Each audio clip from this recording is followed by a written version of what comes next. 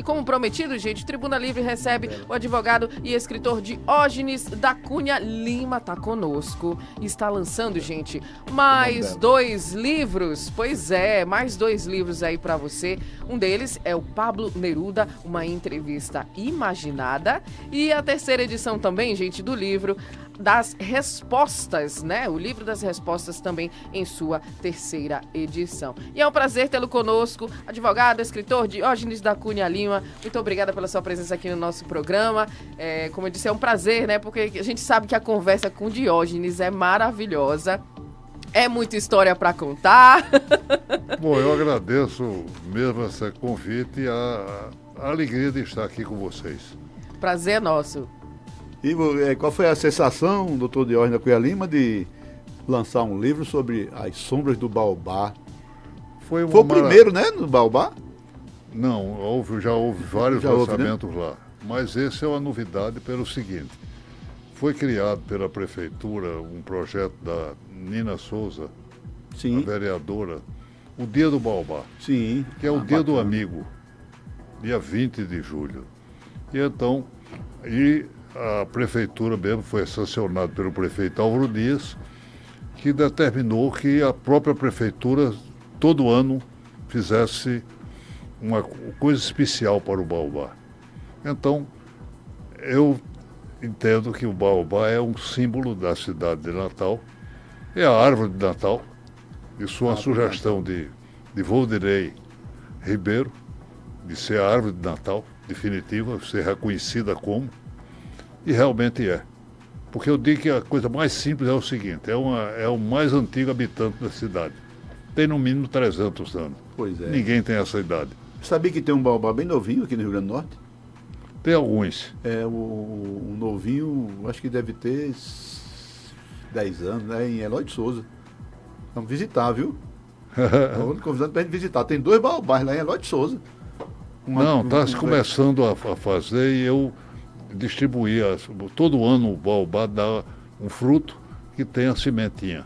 E eu entreguei ao pessoal do IBAMA e outros pesquisadores o que eles quisessem e espalharam por aí afora. De maneira que já tem muito filho do nosso baobá exposto por aí.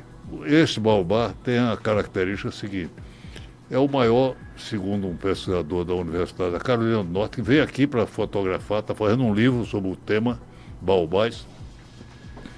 E ele disse que é o maior das Américas, porque tem 19 metros e 25 de circunferência a 1 metro dela. E a longevidade se mede pela largura, sim, do baobá. Então o nosso é realmente uma coisa... É um dos troncos maiores, né, das árvores, né? É uma coisa, eu estou há 33 anos, Edvando. Baobazando. Mas tomando conta porque eu comprei a terreno há 33 anos atrás. Por conta do baobá. Porque ia fazer um conjunto de edifícios lá. O do proprietário do terreno, que era brilhante, foi deputado, não sei se vocês conheceram, mas brilhante, era uma figura interessante, e eu fui gasolina. Eu fui a ele e disse: olha, velho, primeiro você não pode vender para destruir o baobá, porque você manteve até hoje. Só tem uma pessoa para vender, que é a mim. Não cobre muito caro, que eu pago. Mesmo assim ele cobrou. Eu tinha uma casa em Búzios, dei a casa a ele disse: não, mas eu quero mais dinheiro. Eu fiquei pagando 10 meses, paguei. E todo mês eu disse ontem, no Baobá, na festa do prefeito Álvaro Dias, que eu quero muito bem, e disse a ele o seguinte: olha, eu venho pagando há 33 anos que eu pago tributo. Todo ano aumenta o imposto. Mas é o único imposto que eu pago com alegria. Porque o resto eu pago com raiva. Eu pago irritado. Mas este eu pago com alegria porque é delidade. Precisa, mas não é por isso. É que precisa desenvolver a nossa cidade. E o baobá só me dá alegria. Imagine que houve entre as várias coisas que me dá alegria, você deve ter visto lá um grande painel. Sim. Que eu mandei fazer, pedi a Vicente Santeiro, que é um artista que precisa ser reconhecido e aplaudido no Estado. Vicente Santeiro fez uma reprodução da história do baobá. entre as várias coisas, chegou aqui o circo, no tempo que circo tinha animais, Sim. e eles souberam que eu tinha comprado a árvore o terreno para evitar a morte da árvore. E resolveram prestar uma homenagem à árvore. Então levaram para lá o circo. Ou seja, elefante, camelo, bailarina, Macaco. palhaço, equilibrista, e deram um show e o pessoal lá assombrado sem saber o que era aquilo. Deram um show para a árvore. Me mandaram as fotografias. Eu estava viajando, quando cheguei, eu peguei as fotografias e entreguei a Vicente Santeiro, que fez aquele enorme painel. Bacana. Fora disso, já houve lançamento de livro, teatro, cinema, pelo menos uma vez por mês, vem um colégio com os meninos lá, e eu falo sobre a importância das árvores. O Pequeno Príncipe, porque a história está vinculada ao Pequeno Príncipe, o baobá é tido como o baobá do Pequeno Príncipe. E eu converso com esses meninos como eles devem cuidar das árvores, da vida, porque essa é cuidar da nossa vida. É uma prova de amor, né? Sem dúvida nenhuma. Amor também é o título maior, o verso maior de Pablo Neruda. Neruda era o grande, por que lá? Por que eu resolvi fazer esse livro? 2 livros lá. É que Neruda era o grande defensor, além de ser, para mim, o maior poeta das Américas, era o grande defensor da ecologia. Ele se preocupava com a plantinha, com as árvores, com as cores das plantas, com as estações, o tempo todo falando sobre isso. Então eu tinha feito. Neruda, quando morreu, deixou vários livros, e um deles, o póstumo. Não havia, ele dizia que nunca seria respondido porque eram perguntas oníricas, emocionais, e que não tinha nada que ninguém iria responder. Veríssimo de Melo me pede para eu fazer 3 respostas para ele fazer uma crônica. Eu tomei gosto e respondi as 311 perguntas. E saiu este livro. O livro das respostas. Baseado que foi lançado ontem também. Foi lançado a 3ª edição. E aqui está com uma novidade. Neruda. Esse busto, fui eu que mandei pedir a Eri Medeiros, que é um grande escultor do Rio Grande do Norte, que fez e doou para a nossa Academia de Letras. Então, isso foi lançado, a 1ª edição, por um japona fantástico, que era Masao Ono, São Paulo. Esgotou logo a 1ª edição. Houve uma 2ª edição, e agora uma editora do Paraná, a Arteira, que é uma grande editora, gostou e me pediu para publicar, claro. Está hoje nas livrarias do país e também em QR Code. Mas eu achei pouco falar sobre Neruda e resolvi o contrário. Como eu tinha respondido as perguntas de Neruda, eu fazer uma entrevista com ele. Claro que ele já morreu há muito tempo, mas ele respondeu as perguntas como. Ele recebeu um prêmio Nobel lá na Suécia. Aí eu pego o discurso dele e faço a pergunta, ele responde. É imaginado. Ele fez várias declarações, desapareceram isso em pequenos jornais, em coisas. Eu saí pegando e ele respondendo. De maneira que é uma entrevista imaginada, mas autêntica. Autêntica, Na realidade, as palavras dele e tal, né? Palavra dele. Então isso me agrada muito, as coisas que Neruda fez ao longo da vida. Menos, claro, e eu não falo em nada aqui, das posições políticas dele, porque ele era comunista, companheiro de Jorge Amado da vida inteira, andaram pelo mundo inteiro, tiveram êxito. Os dois se aproximaram muito, mas lá para as tantas, Jorge Amado descobriu que Stalin era um bandido que estava matando milhares de pessoas e saiu. E Neruda nunca acreditou, achou que ele era um santinho até morrer. No início do nosso programa, a gente está aqui numa sexta-feira, negócio do sextou, né? Estamos sextando numa sexta-feira assim, bem ensolarada.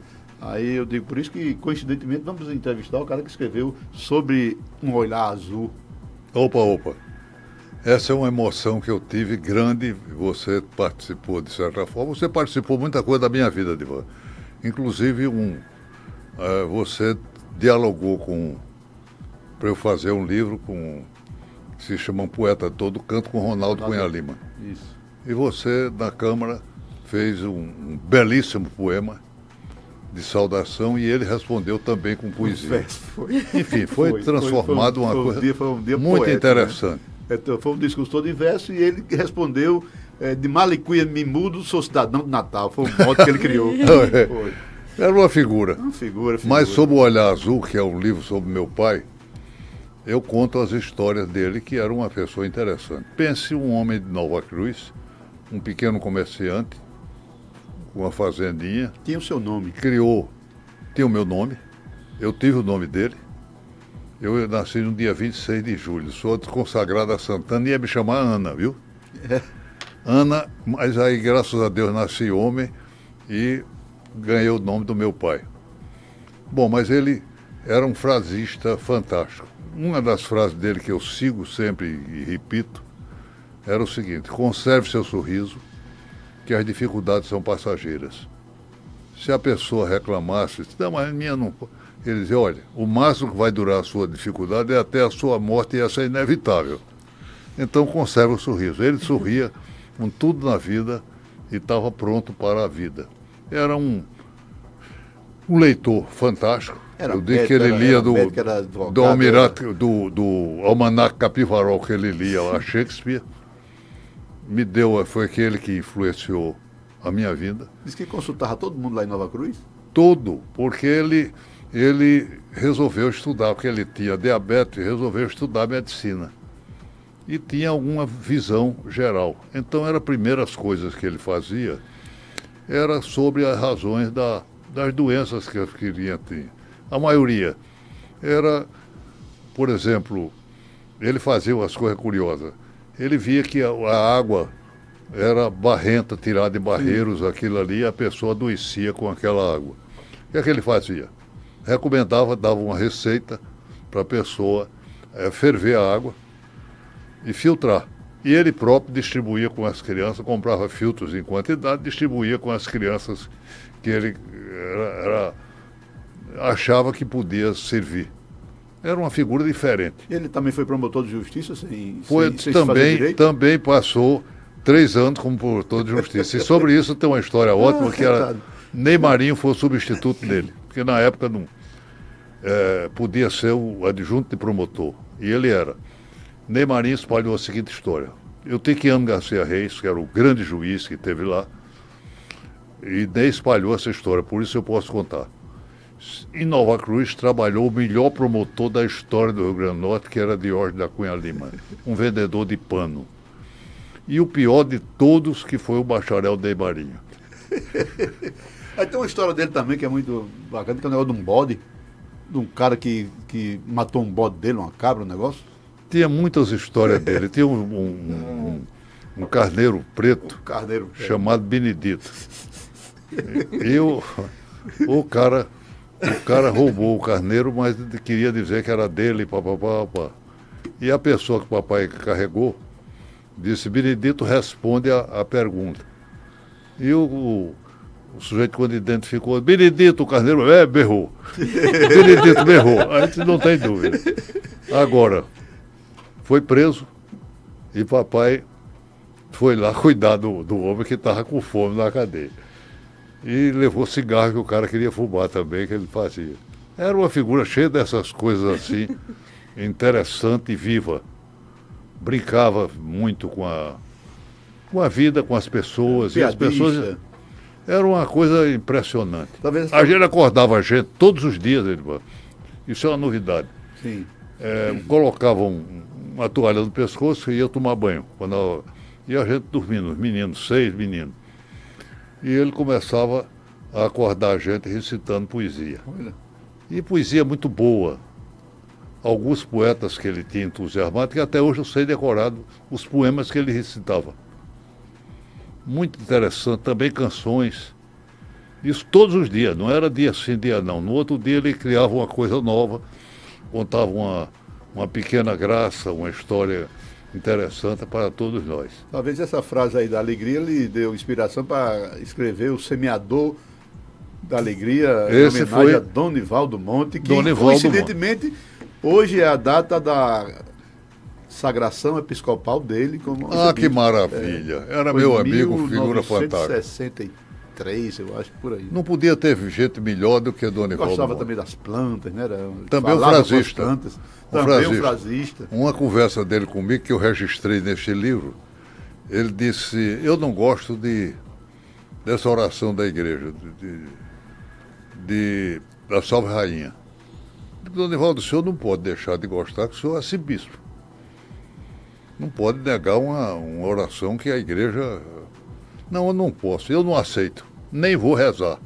Porque é para agradar Nossa Senhora, você diz, gemendo e chorando nesse vale de lágrimas. Mas eu não estou gemendo nem chorando. Salve Rainha. De maneira que não vou aceitar essa história. E outra coisa, nesse vale de lágrimas, e outra coisa, para louvar Nossa Senhora, você só faz coisa errada. Você dizia de ver, salve, maravilhosa, mãe, etc. Aí faz como é que eu vou gostar disso? Era essa figura humaníssima que você conheceu, que foi meu amigo da vida inteira. Fiz uma saudação a ele também. Era uma figura diferente. Era. Só outra historinha dele aqui. Ele chega para mim e disse, amanhã eu vou lhe dar um cacho de flores. Donivaldo, o senhor vai me trazer cachorro. Aí riu. No dia seguinte ele me trouxe uma penca de banana enorme no escritório. Eu disse, cadê as flores que o senhor me prometeu? Ele disse, veja, cada banana no final tem uma florzinha. De maneira que tá. E essas bananas eram um resultado de pesquisa que ele fazia de modificação. E a banana era maravilhosa. Eu distribuí, tirei conchas assim para a turma lá e todo mundo feliz com essa história. Era figura humaníssima. Seu repertório de história, eu estava participando do encontro com ele, do Regional Nordeste 2, dos bispos do Nordeste. E a seleção brasileira ia jogar. E chegou um bispo lá muito correto, muito, acho que era paranaense, o que estava especial. Disse, olha, pessoal, aí bateu o sino, né, para a hora da saída, e a hora, vamos para o almoço, agora 14 horas todos nós voltaremos para cá para a continuação dos trabalhos. O bispo fulano de tal vai falar aqui sobre o novo documento da CNBB e tal. Agora vai ter um jogo do Brasil, eu quero advertir aos senhores bispos e aos leigos todos que estão aqui para religiosamente estarem aqui às 14 horas. Beleza, todo mundo. Aí quando deu 14 horas, rapaz, eu saí assim com medo danado de levar um carão dos bichos, né? Do bicho, fiquei por ali na ponta do salão que tem uma televisão. Quando cheguei lá, a Dona Ivaldo estava lá no cantinho. Era o primeiro bispo que transgrediu a ordem do bispo maior. Só saiu depois do jogo do Brasil. Esse era mercedista. Mas era essa figura humaníssima. Mil história dele eu tenho. E acho que ainda cabia outro livro. Eu estou falando aqui assim nos livros, porque o carro-chefe é o Pablo Neruda, esse aí, mas Diógenes já escreveu muitos livros, inclusive eles, um belo livro que conta a história do homem que pintava cavalos azuis. Essa é uma história bacana. Djalma Marinho era figura notável, era o centro, era meu amigo também. Eu também fazia uma saudação até... Nova Cruzense, lembrar que é depois da saudação que eu fiz a ele, você me arrebatou o discurso lá na Câmara Municipal, disse, me dê para cá, que isso aqui eu vou levar. Mas o seu livro me serviu também de inspiração e de pesquisa para fazer aquela saudação, é muito bacana. É bacana, saiu outra terceira edição agora, e já com uma apresentação de Rogério Marinho, sim, que é neto dele, né? Que ele citava com Rogério com 8 anos de idade, umas histórias de Rogério. Ele está no livro com muita coisa interessante e engraçada, ágil, viva, com brincadeira. Muita história que eu não contei. Uma delas que eu estou contando agora, na terceira edição só, é que ele foi indicado testemunha pelo colega, que era Dante de Melo Lima, era colega dele de escritório de advocacia. E havia um juiz que só valorizava Djalma. Dante empurrou Djalma como testemunha para salvar o cliente. Djalma vai irritado. Mas vai. Quando chega lá, tinha saído o escrivão, que ficava lá, e tinha um rapazinho que era baiano, tinha chegado novo, foi atender Djalma. Como é o seu nome? Djalma Aranha Marinho. Aí, Aranha? Sim, araquidídeo, aquele bichinho que tem assim. Aí vai por aí, diz, o senhor mora onde? Diz, na rua Prudente de Moraes. Qual é o número? Não sei, eu não... Só pergunta da Linda, a mulher dele. Não sei. Mas termina, o cara, no final, faz uma pergunta cretina. Sabe ler e escrever? Djalma disse, ler eu sei, escrever muito mal. E era um talento fora do comum. Agora, doutor Diógenes, o senhor estava comentando justamente sobre a alegria de ontem, né? Que o senhor recebeu muitas e muitas pessoas. Maravilha. Até além da sua expectativa, né? Fala um pouquinho. Muito além da ontem. expectativa. Foram centenas de pessoas no Baobá, inaugurando o painel de lá com músicas fantásticas. A música, a voz, por exemplo. Eu fiz outro atrevimento, que foi. Sim. Neruda fez um belo poema sobre árvore. E eu peguei o poema e reescrevi. Escrevi do meu jeito, da minha maneira, mostrando a importância das árvores, da vida, e juntando com a pessoa e a árvore. Mostrei a Roberto Lima, que musicou. Grande Roberto Lima. E musicou, grande Roberto Lima, e musicou mais ainda, com música chilena. Ixi, Pra dar o ritmo. O país do homem. E Dudu Taufik fez o arranjo, colocando os também. instrumentos específicos que se usa no Chile. Uhum. Então, uma Rapaz. moça de uma voz lindíssima, que é Iris Lima, cantou lá. Cantou e o pessoal aplaudiu, pediu para cantar novamente. Também teve ainda um conjunto da universidade fantástico, tocando os violoncelos, sob orientação de Fábio Presgrave, que é um gêniozinho. Gênio. A propósito, uma novidade aqui que vocês vão dar talvez em primeira mão. Ele foi Fábio Presgrave, que é um maestro universal, um violonista universal, e está aqui. Foi reconhecido como cidadão norte-riograndense. Ô, rapaz, que bom. Foi Bacana. uma maravilha. Projeto de Zé Dias, a Câmara aprovou unanimidade. Isso é outra novidade. O pessoal aqui já falando aqui sobre Baobá, na Macaíba, na quilombola de Capoeiras, tem um Baobá, isso aí eu conheço, porque o Baobá também ele servia de guia, né, para os quilombolas. Quando tinha um Baobá, porque certamente tinha um quilombo ali por perto, né, a maioria deles. Deixa eu contar um pouquinho da história do Baobá. De uns 33 anos, uma das alegrias. Voldinei Ribeiro, que é talentosíssimo, Sim. fez um roteiro colocando o Baobá como uma mulher. Sim. Você está ficando doido, Voldinei? Mulher, o Baobá é machão todo. Não, é mulher.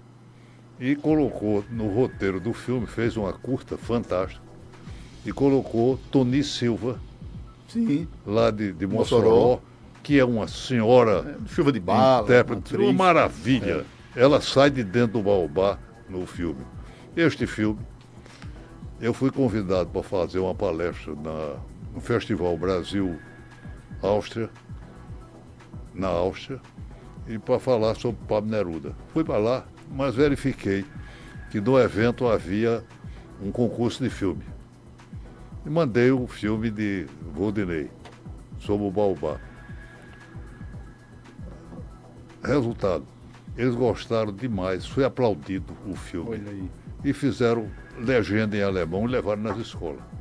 O que você podia querer mais do que isso? Sim. Eu não faço bem pagar com contento o imposto para manter aquela árvore? Não, acho que vale a pena, Com porque certeza. só tem alegrias assim, fora do... Outra, pouca gente sabe aqui. Veio da Natal as diretoras Dani Bittencourt e Dani... Bom, diretora do balé, o maior balé do Brasil, que é o Balé Cisne Negro, São Paulo.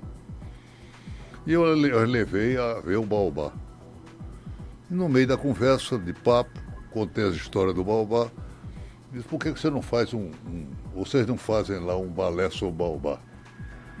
Resultado, foi apresentado 49 vezes Olha aí. em São Paulo, no Sesc, na reunião lá, no interior de São Paulo. E eles estavam pensando, inclusive, de levar, porque o festival o balé se apresenta na Europa com possibilidade de ir para a Europa. Não perdi o contato, mas é isso. Então, há coisas assim que, surpreendentes como essa. Isso é uma surpresa. Uma outra coisa que eu queria lembrar. O artista popular, Manuel Silva, fez um cordel com o dia do Baobá. E eu dei a ele uma foto. Ele colocou como essa foto capa... é de um quadro que tem no seu escritório. Não, né? um quadro fantástico. É um quadro de Flávio Freitas, que é uma maravilha. Sim. Esse é um senhor artista e ele estava distribuindo lá. Mas como poeta popular necessitado, é evidente, ele, ao mesmo tempo que ele distribuía esse, vendia os outros. Sim. Cordel que ele tinha lá no meio da... O que é que o povo está dizendo aí da nossa entrevista, Nick? Não, o pessoal tá conversando aqui, o pastor Solandré colocou vários pontos históricos aqui, tá pedindo pra gente ler, depois a gente dá uma lida assim especial, viu, pastor, sobre isso, e ele, né, e dentro daquilo que Eita, tem coisa. Diógenes está conversando aqui, ele vai lá e coloca alguma coisa histórica aqui. Mas, doutor Diógenes, hoje também é dia de festa na Academia Hoje é um Rio-Grandense dia de de Letras, grande né? A posse do prefeito Natal na Academia de Letras, né? Ocupando a cadeira número 6. A cadeira De dele, comecinho, né? ele vai suceder a João Batista Pinheiro Cabral, que era historiador. Veja a coincidência, ele que escreveu sobre história, e história bem feita, num livro de pesquisa interessantíssimo, sobre os tamoios, história não contada. Ele vai suceder um historiador. Muito... E Eu vai li ser em 2 dias o livro dele. E faz saudado, Interessante. vai ser saudado por Couquinho, O historiador. que é o senhor historiador, Luiz Eduardo, o professor de todo mundo que é chamado carinhosamente de Couquinho. Mas é um talento fora do comum. Também vai ter outras coisas, por exemplo, 2 padres acadêmicos vão recebê-lo, o padre João Medeiros e o padre Zé Mário. Dois Vai ter intelectuais. uma presença primeira mão. feminina das mulheres que vão conduzi-lo. Enfim, uma noite esplendorosa. A partir nossa de Mossoró 7 horas, está aí dentro, né, doutora Guilherme? você está convidado a estar. Estarei lá. Vamos fazer uma festa bonita, porque Álvaro merece, como pesquisador, como estudioso, ele tem uma das melhores bibliotecas do Rio Grande do Norte, maiores. Lê todo dia, pouca gente sabe disso. O senhor prefeito tem que tirar o tempinho do trabalho dele para ler, que ele gosta, e pesquisa. Então a presença dele só nos A dá pesquisa do livro dele realmente tem muita coisa inédita. alegria. Que muita gente escreveu, mas ficou essa lacuna que ele foi lá e realmente resgatou uma história que pouca gente escreveu, que foi sobre, né, o massacre dos índios, né, das tribos indígenas no Brasil. Uma história muito bacana.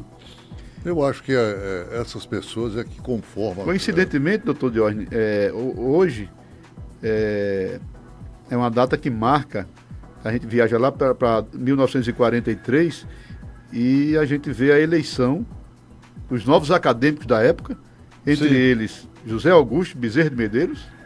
Que eu tive o privilégio de sucedê-lo na Foi? academia. Olha aí. Américo de Oliveira Costa, Meu mestre, meu professor e meu amigo. Paulo Pinheiro de Viveiros, Meu professor. Esmeraldo Siqueira, figuraço, Meu professor. Manuel Rodrigues de Melo.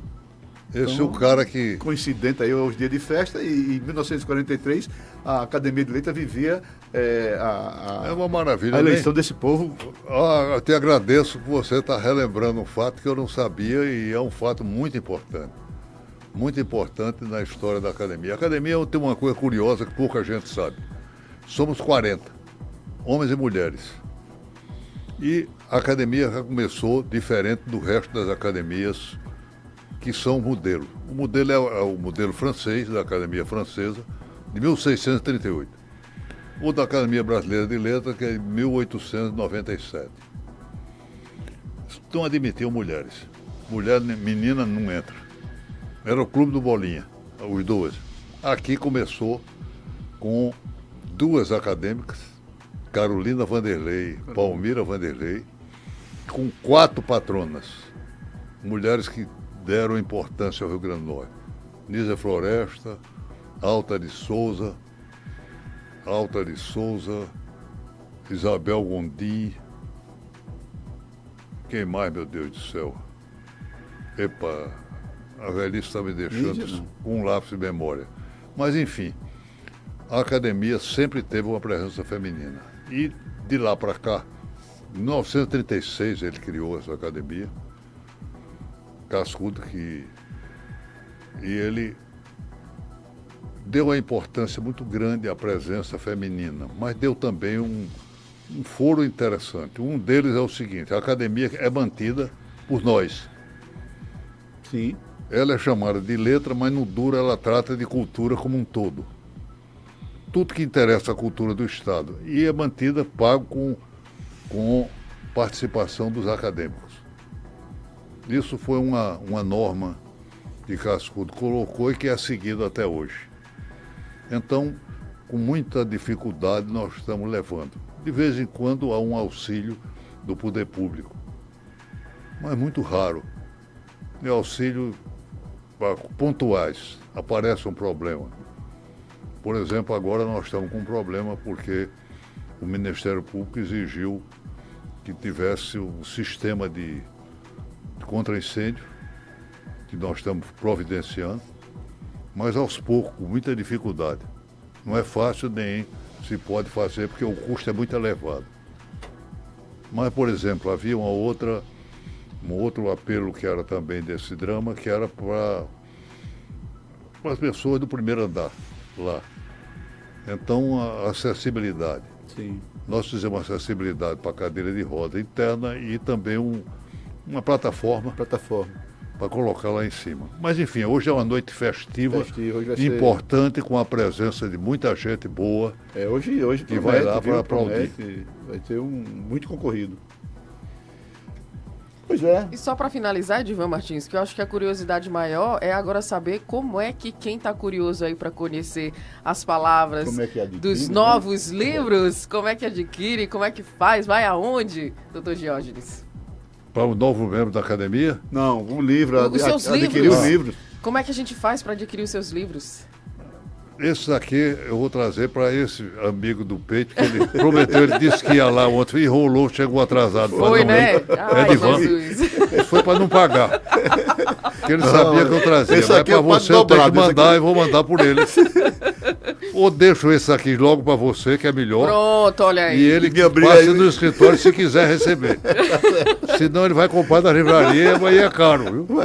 Pois é. E os nossos ouvintes, conseguem ir na livraria, doutor Diógenes? Vai ainda para a livraria. Não vai está, ainda, tá né? na livraria Tá. do país. Uhum. E tem também em e-book, Sim. que a editora Arteira lançou. Maravilha. Mas aqui tem uma dificuldade crescente de livro. Está fechando as livrarias daqui. Infelizmente. E infelizmente é uma tristeza isso aí.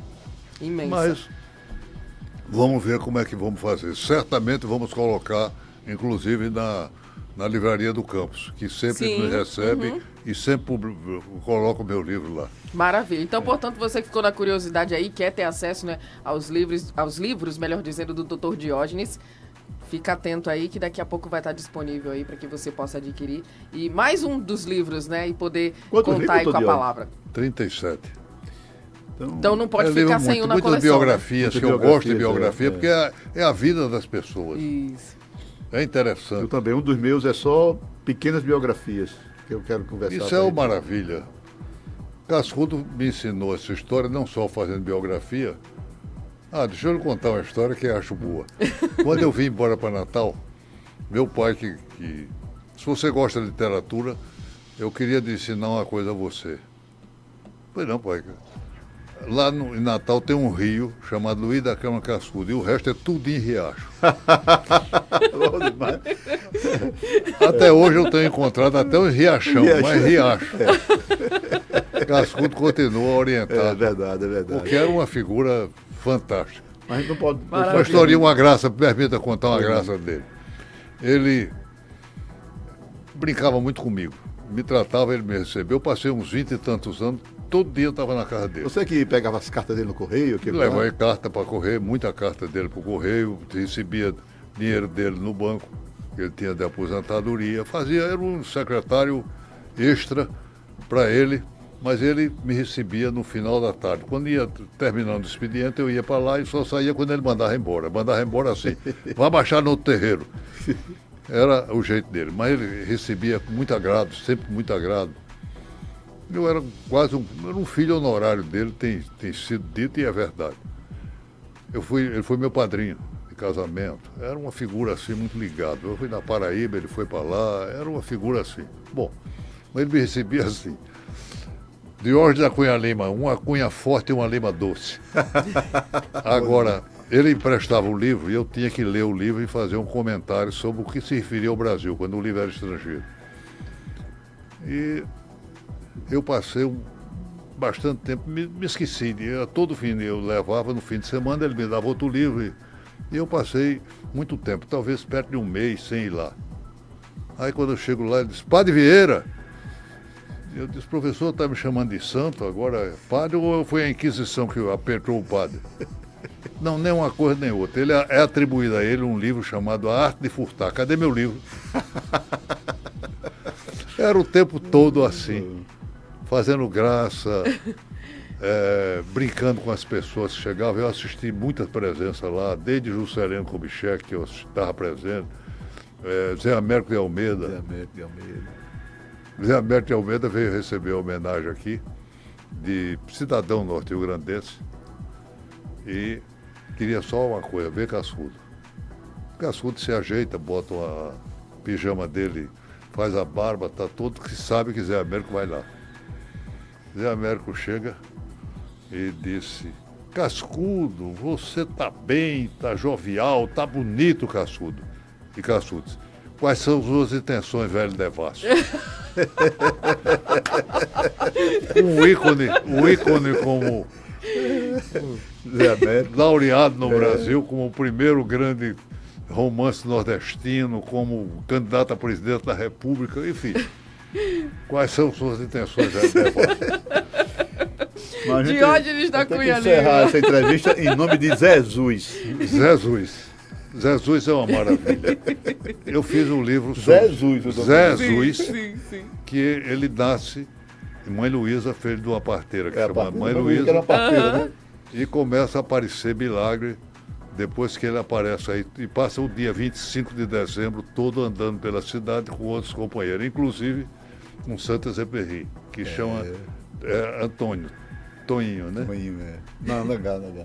Esse eu levei minha neta para o lançamento, foi minha Lívia, tá lá, teve foto, tudo. Olha que coisa boa. Jesus, bacana, muito bacana, legal demais. Maravilha, muito obrigado a você. Nós que agradecemos, queremos agradecê-la a sua presença aqui, toda essa cultural aqui, nossa, eu sabia, eu falei no começo da entrevista. Sabia disso. Prazer tê-lo conosco, viu, doutor Diógenes? E tenho certeza absoluta que os nossos ouvintes aqui também ficaram muito agraciados com a sua presença aqui no nosso programa. Muito obrigada.